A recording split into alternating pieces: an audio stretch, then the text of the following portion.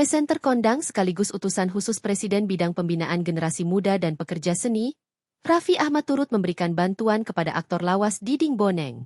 Seperti diketahui, Diding Boneng belum lama ini mengalami musibah rumahnya mendadak roboh pada Minggu, 28 Desember 2025, lalu.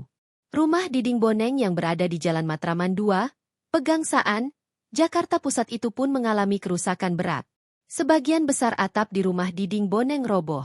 Kini, bintang serial televisi Warkop DKI, 1996, itu pun harus mengungsi di kantor RW setempat.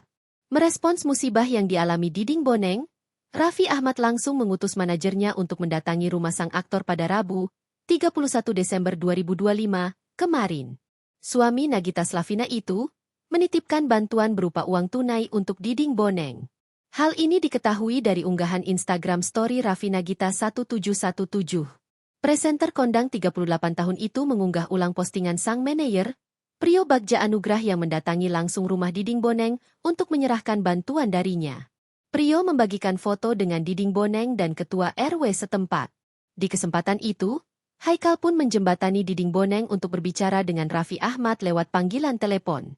Raffi pun mengungkapkan rasa keprihatinan atas musibah yang menimpa Diding Boneng.